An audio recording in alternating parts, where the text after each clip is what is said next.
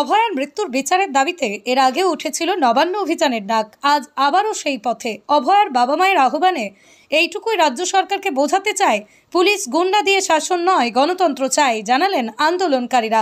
আইন আছে, কিন্তু ন্যায় কোথায়? অভয়া হত্যাকাণ্ডের 1 বছর কেটে গেছে। কঠোর আইন, অসংখ্য তদন্ত সংস্থা, কেন্দ্রীয় গোয়েন্দা দপ্তর সবকিছু থাকার পরও দোষীরা আজও মুক্ত। এ যেন আমাদের ব্যবস্থার এক করুণ ছবি, যেখানে অপরাধীর হাসি থামাতে পারেনি গোয়েন্দারা, কিন্তু ভুক্তভোগীর পরিবারের কান্না থামিয়ে দিয়েছে সময়ও না। যখন এত আধুনিক প্রযুক্তি, ডেটাবেস, ট্র্যাকিং সিস্টেম, আইন সবকিছু আছে, তখন কেন অপরাধী ধরা পড়ে না? এটা কি গোয়েন্দা দপ্তরের ব্যর্থতা নয়, নাকি ন্যায় বিচার আমাদের দেশে শুধুই প্রভাবশালীদের জন্য? সামাজিক বার্তা, আমরা চাই আইনের শাসন কাগজে নয়, বাস্তবে কার্যকর হোক। অপরাধীর পরিচয় যাই হোক, ক্ষমতা যাই হোক, সে যেন আইনের চোখে সমান অপরাধী হয়। আজ অভয়া, কাল হয়তো অন্য কেউ। তাই ন্যায়ের জন্য এই লড়াই শুধু তার পরিবারের নয়, আমাদের সবার। চলো আওয়াজ তুলি, দোষীর বিচার চাই, প্রশাসনে বসে থাকা কর্তা ব্যক্তিদের জবাবদিহি চাই।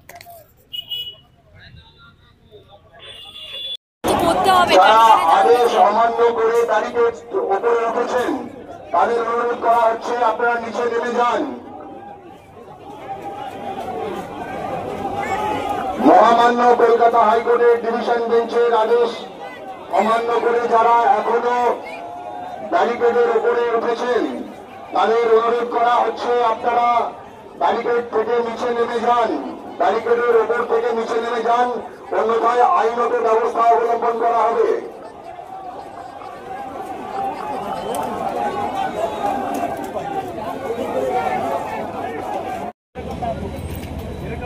আগে চলে গেলে এখানে সবাই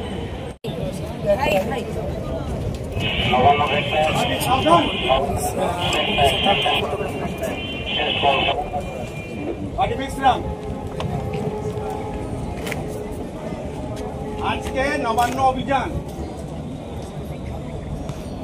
আমরা যে পয়েন্টে দাঁড়িয়ে আছি, সাঁতরাগাছি পয়েন্ট, আমাদের কাছে যা নবান্ন, আপনারা একটু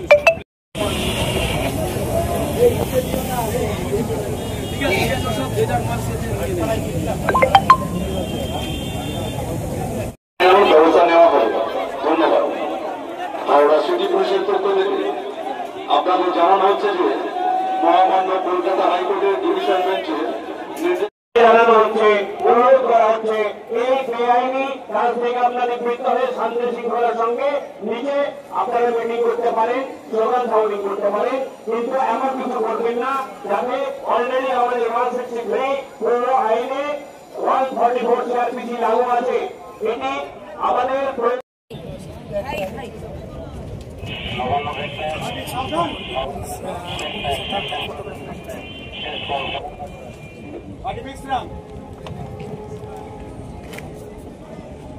আজকে নবান্ন অভিযান,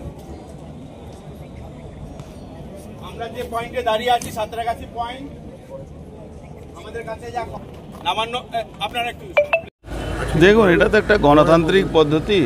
আমরা আমাদের ঘরের মেয়ে অভয়ার জন্যে আগেও আমরা নবান্ন অভিযান করেছিলাম ছাত্র সমাজকে সামনে রেখে। এবার সরাসরি তার মা বাবা এই নবান্ন অভিযানটা ডেকেছে। আমরা পশ্চিমবাংলা সরকারকে বোঝাতে চাইছি কি পুলিশ আর গুন্ডা, পুলিশ আর ক্রিমিনালকে দিয়ে আপনি পশ্চিমবাংলার শাসনতন্ত্র চালাচ্ছেন, এটা খুবই অন্যায়, গণতন্ত্রের পক্ষে এটা সঠিক কাজ নয়। এই লড়াইটাকে জাগিয়ে দেওয়ার জন্যে তার মা বাবাকে আমি ধন্যবাদ জানাবো। 1 বছর আগে আজকে দিনই তার খুন হয়েছিল, রাখি পূর্ণিমা দিন। আজকে রাখি পূর্ণিমা হলেও আপনি যাবেন নবান্ন, যদি আপনার দেখবেন টিভি পর্দায়, তাহলে দেখবেন হাজার হাজার লক্ষ লক্ষ মানুষ আজকে মার্চ করবে। মমতা ব্যানার্জি ভয় পেয়েছেন, কন্টেনার লাগাচ্ছেন, ওই ব্যারিকেড ঝালাই করে দিচ্ছেন। এটা তো এটাই আমাদের জিত, এটাই আমাদের ভিক্টরি, কি আমরা এই লড়াইটাতে মমতা ব্যানার্জি সরকারকে নড়িয়ে দিতে পারি। মমতা ব্যানার্জি যে নট এ ফ্যাক্টর, সরকারকে নড়িয়ে দিতে পারছি, এটাই আমাদের বড় কাজ। উজ্জ্বল ভবিষ্যতের একমাত্র দিশারি, জ্যোতিষ জগতে অদ্বিতীয় ডক্টর অঞ্জন শাস্ত্রী। দেখুন জ্যোতিষ অঙ্গনে অঞ্জন প্রতি রবিবার ঠিক রাত 12টায় শুধুমাত্র TV9 বাংলায়।